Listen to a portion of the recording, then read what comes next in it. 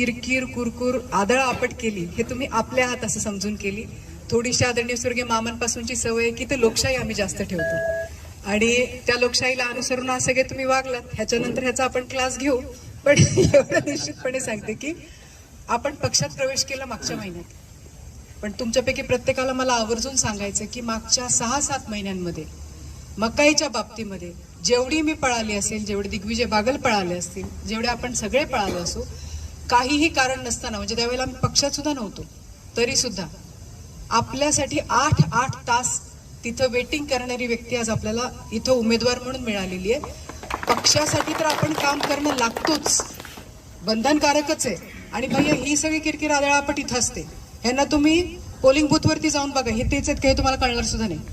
त्यामुळं अतिशय मन लावून काम करतात, पण त्याच वेळेला इथं भांडून तुमच्याकडून काम करून घेण्याची सुद्धा यांची सगळ्यांची एक सवय आहे. पण फक्त पक्षाचा उमेदवार म्हणूनच नाही, व्यक्तिगत रूपानं रणजितसिंहजी नाईक निंबाळकर नावाच्या व्यक्तीनं आपल्यासाठी, तुमच्या माझ्यासाठी खूप केलेलं आहे. आणि येत्या 7 मेला त्याची उतराई होण्याची संधी आपल्यापैकी प्रत्येकाला मिळणार आहे. ती तुम्हाला का सांगायची? तुम्ही सगळे एकेका मताचे मालक नाहीत. यातला प्रत्येक जण भैया त्याचा झेडपी गट सांभाळणारा, त्याचा पंचायत समिती गट सांभाळणारा, त्याचा ऊसाचा गट सांभाळणारा, मार्केट कमिटीचा गट सांभाळणारा प्रमुख व्यक्ती आहे. काय काय झालं, काय काय नाही याचा उहापोह करण्यापेक्षा पलीकडे जाऊन मला तुमच्यापैकी प्रत्येकाला आवर्जून सांगायचंय, आज मोदीजींच्या नेतृत्वाखाली काम करत असताना मागचा कार्यकाळ जर बघितला तर माझ्या करमाळा तालुक्याला, माझ्या माढा तालुक्याला ज्या ज्या मोठ्या योजना मंजूर करून मिळाल्या किंवा जास्तीत जास्त निधी मिळाला तो फक्त युतीच्या काळात मिळाला, ज्या वेळेला भाजपा त्याच्यामध्ये कार्यरत होती. हे आपण बंडगर सर विसरून चालणार नाही. आपण दहिगावची योजना घ्या, आपण कुकडीची योजना घ्या, आपण पलीकडं आणखीन सुद्धा बोगद्याची योजना घ्या.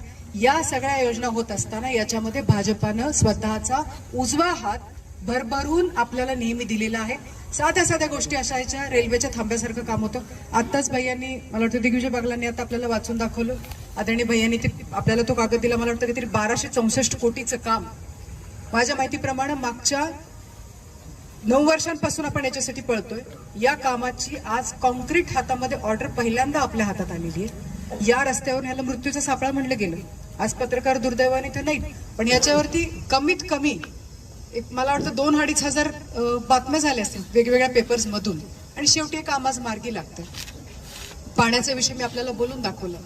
लाईटच्या बाबतीमध्ये सुद्धा आज करमाळा तालुक्यामध्ये रायगावचं नवं काम हातात घेतलेलं आहे. बाकी गोष्टी आहेत, रस्ते, पाणी आणि लाईट, या 3 गोष्टी एकदा शेतकऱ्याला मिळाल्या ना भैया, हे वाटेल त्या बाकीच्या गोष्टी स्वतःच्या खर्चातून शेतकरी करू शकतो. आणि निश्चितपणे हे भाजपाचं सरकार मोदी साहेबांच्या नेतृत्वाखाली, आदरणीय फडणवीस साहेबांच्या नेतृत्वाखाली नक्कीच आपल्याला तो उजवा हात देणार आहे. याच्या बाबतीत आपल्यापैकी कुणीही मनामध्ये शंका आणण्याचं कारण नाही. छोटी छोटी पेल्यातले वादळ आहेत, मला वाटतं त्याच्यामध्ये इथं काही बोलण्यात अर्थ नाही.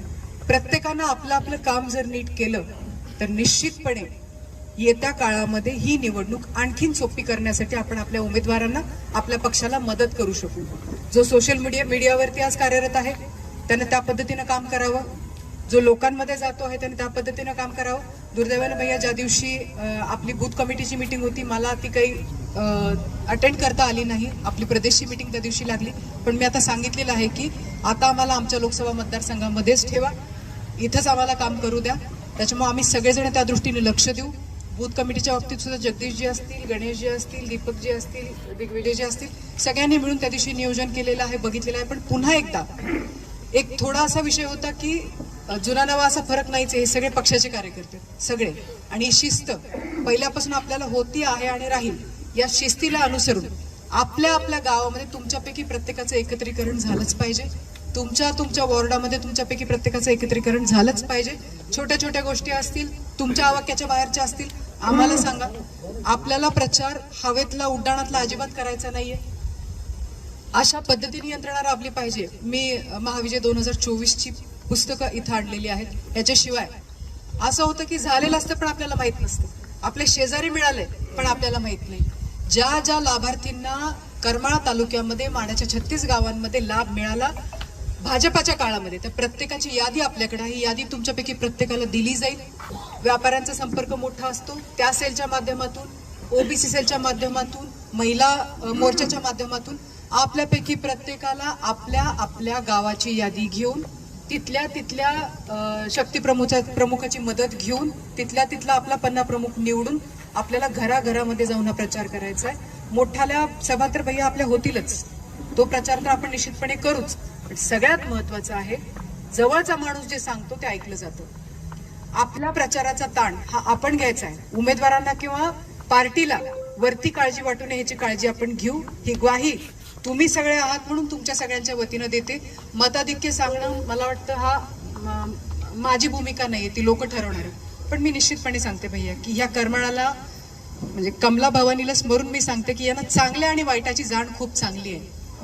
आपण जे आतापर्यंत आमच्यासाठी केलेलं आहे, रेटेवाडीसारखा प्रश्न आहे, दुसऱ्या कुठल्याही पक्षाने आतापर्यंत उचललेला नाहीये, आपल्या पक्षाने उचललेला आहे. छत्तीसगडमध्ये बेंदोड्याच्या पाण्याचा विषय असेल, कुठल्याही पक्षाने विचार केलेला नाहीये, आज भाजपा त्याचा विचार करतोय.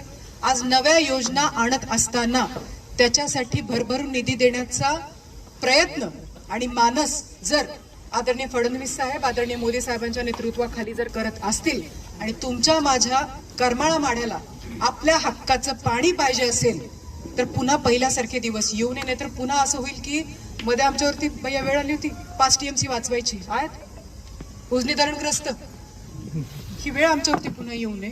माझा मांगी तलाव कोरडा राहू नये, माझं कोळगाव धरण कोरडं राहू नये. आजही हे सगळं जरी भरलं तरी तालुक्याचा जो साधारणपणे 30 ते 35% भाग थोडाफार प्रमाणात आणखीनही बिना सिंचनाचा राहतोय, हा सुद्धा रेटेवाडीच्या माध्यमातून कसा कव्हर केला जाईल.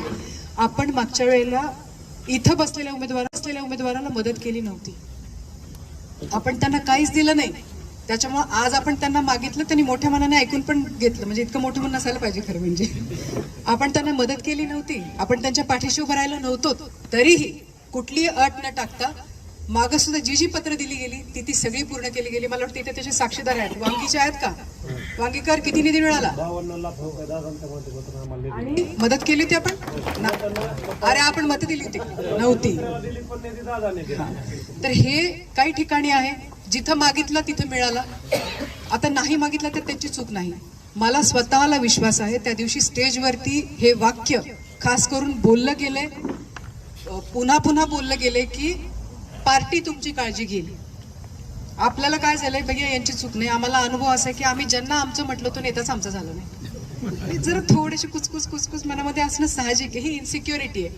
ज्यांचं काम केलं, ज्यांना भरभरून दिलं, ज्यांच्याकडून अपेक्षा न करता आम्ही त्यांच्या पाठीशी राहिलो, ऐन वेळेला तिथून पाठीत खंजीर खुपसून घेण्याची आमच्यावरती वेळ आली. त्याच्यामुळे या सगळ्यांना ते अनुभव लक्षात आहेत म्हणून हे बोलतायत. पण मी पार्टीच्या वतीने सांगते की मला स्वतःला विश्वास आहे, तुम्ही खूप कमी मागताय. या वर्षीचं देणं आपली पार्टी आपल्यासाठी काय करणार आहे हे मी आज बोलून दाखवणार नाही.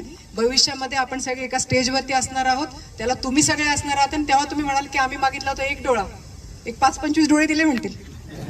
आणि निश्चितपणे हे होणार आहे. मनामध्ये अजिबात काळजी किंतु ठेवू नका.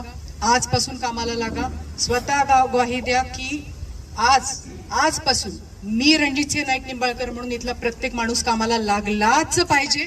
ही सूचना, हा मनतो इथून की तुमच्यापैकी प्रत्येक जण जाईल अशी विनंती वजा सूचना तुमच्यापैकी प्रत्येकाला करते. नव्यानं एकमेकांना समजून घेताना काही गोष्टी घडतील, थोड्या चुका होतील, त्याचा त्रास वरती देऊ नका. आम्ही इथं आहोत. असं काही झालं तर आवर्जून सूचना करा. त्या सूचनांच्या पद्धतीनं आपण तिथल्या तिथे त्याचं निराकरण करू. ही सुद्धा या निमित्तानं ग्वाही देते.